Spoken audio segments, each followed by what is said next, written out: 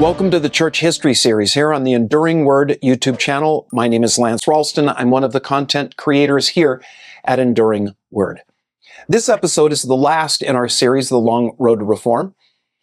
People of the 21st century are so accustomed to thinking of Italy as a large, unified nation that it's difficult to conceive of it as it was throughout most of its history. A patchwork of various regions, often at odds with each other. During the Middle Ages and a good part of the Renaissance, Italy was composed of powerful city-states like Florence and Venice and Genoa, which vied endlessly with each other. Exacerbating the turmoil was the interference of France and Germany, ever angling to influence affairs to their advantage.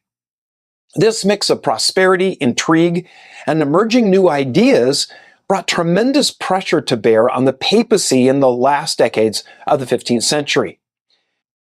I need to insert a cautionary footnote at this point. As this is the last of our series laying out the history of why the Reformation occurred, we need to deal with something that may be a bit unsettling for some. This period that we're looking at saw a number of popes who were, well, let's just say that they were less than holy men dedicated to God's glory. Even many loyal Roman Catholics acknowledge that some of the men who have ridden Peter's chair were of less than sterling reputation. They were a curse to the Holy See. That there was a string of them in the 15th century helped set the stage for the Reformation.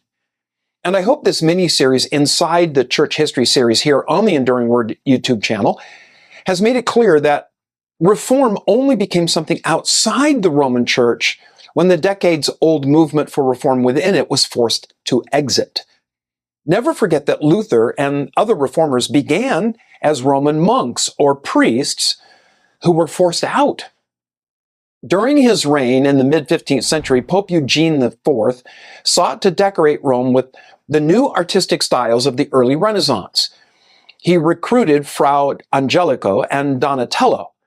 This began a trend among the popes to imbibe the ideas of the Renaissance, especially as it regarded art. They sought to adorn Rome with palaces, churches, and monuments that were worthy of its place as the capital of Christendom. As scholarship became increasingly popular, some popes enlarged the Vatican's library immensely. Now, all of this construction wasn't cheap, especially the work on St. Peter's Basilica. So, the popes came up with new ways to raise funds. That's a subject that we'll come back to later as it becomes, well, one of the main sparks that lit the fires of Reformation.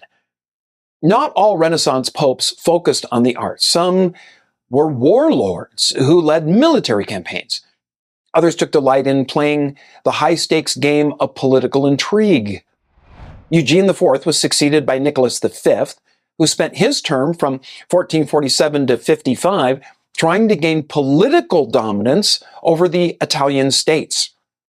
His goal was to turn Rome into the intellectual center of Europe. He recruited the best authors and artists. His personal library was unrivaled across Europe. But being a scholar didn't preclude him being brutal. He ruthlessly pursued and executed any who opposed him. It was during his reign that Constantinople fell to the Turks. He called for a great crusade to retake the city, but everyone knew he really only wanted to increase his own prestige, and so they pretty much ignored him. His successor was Calixtus III, who served only 3 years. Calixtus was the first pope of the Spanish family of Borgia.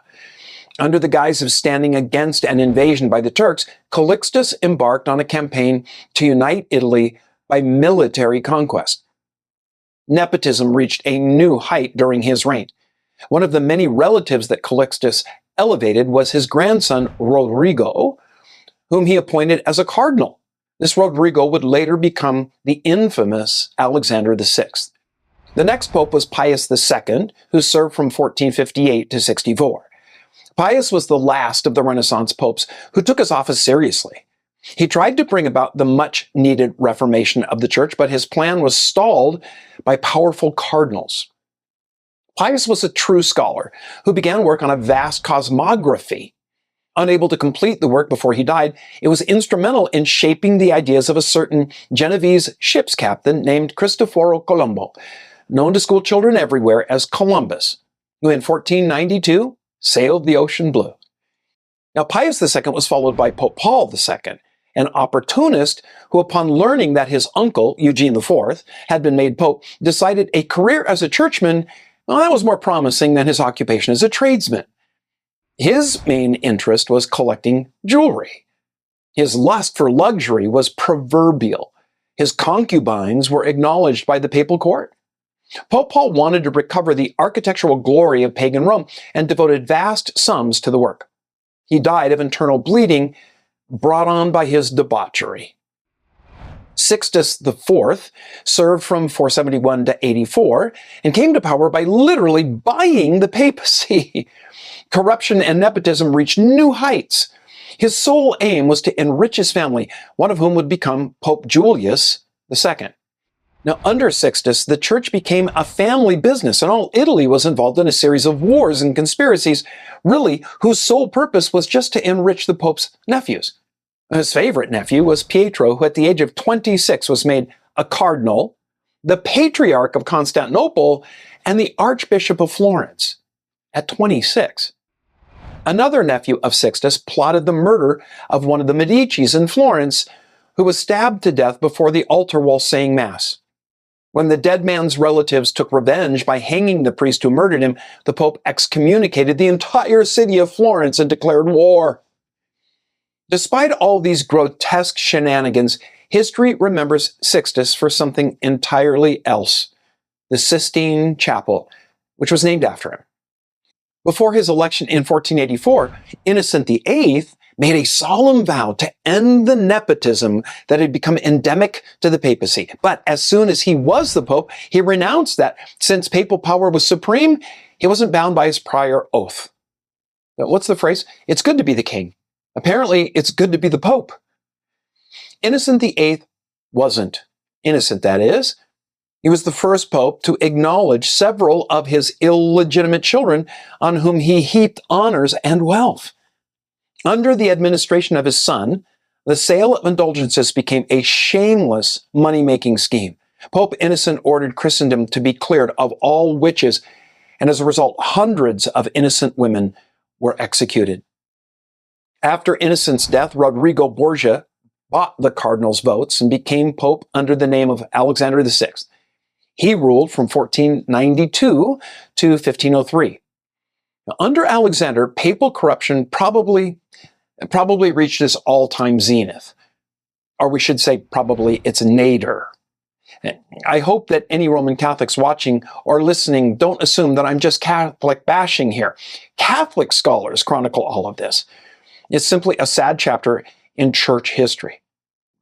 Now, Pope Alexander was a moral wretch who publicly committed all the capital sins except gluttony, and only then because of a persistent heartburn. Savonarola, who we covered in an earlier episode, he said of Pope Alexander that he was a, quote, pockmarked whore sitting on Solomon's throne. All right then, might help explain why Savonarola met such a fiery end. Alexander had numerous affairs with the wives of the men of his court. These women gave him several children that he openly acknowledged. The most famous of them were the infamous pair Caesar and Lucretia. Italy was besmirched by blood because of Pope Alexander's many plots and wars. His court was so corrupt that many fabricated tales were hatched. Sad, since there was no need to embellish the list of sins attached to his reign, which for long after hurt the reputation of the papacy. Alexander VI died unexpectedly. The suspicion is that he mistakenly took a poison meant for someone else.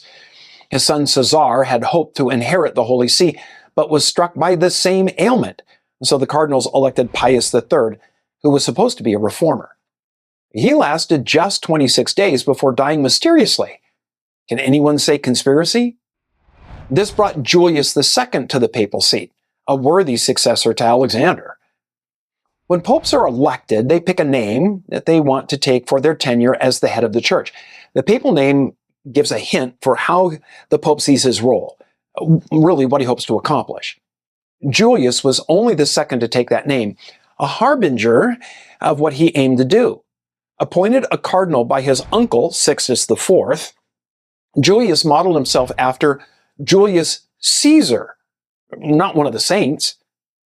Like many of the popes of that era, Julius was a patron of the arts. During his pontificate, Michelangelo finished the Sistine Chapel, and Raphael's frescoes decorated the Vatican. But this pope's favorite pastime was war. Visitors to the Vatican today are struck by the bright colors of the Swiss Papal Guard. The only way that they could be called camouflage is if they were trying to hide in a Jackson Pollock painting. It was Julius who reorganized the Papal Guard, dressing them in uniforms said to have been designed by none other than Michelangelo. Now, we might expect a pope to make a poor general, but Julius was so successful in his military and diplomatic exploits that it was rumored he might finally achieve the unification of Italy. Of course, France and Germany opposed his plans, but Julius defeated them both in diplomacy and on the battlefield. He died in 1513, earning the epithet Julius the Terrible by his contemporaries.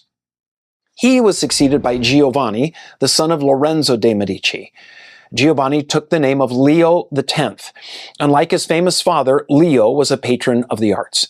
He failed to consolidate Julius's military and political gains, and in 1516 was forced to sign an agreement with Francis I of France that gave the king enormous authority in church affairs.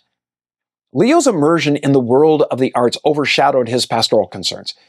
He was determined to complete St. Peter's in Rome. The financing of that project was the main purpose for the sale of indulgences that provoked the protests of a certain German monk named Martin Luther. Now, in our next episode, since we've now come right up to the Reformation in Europe, we're going to need to get caught up with the narrative of what's happening with the church in the East.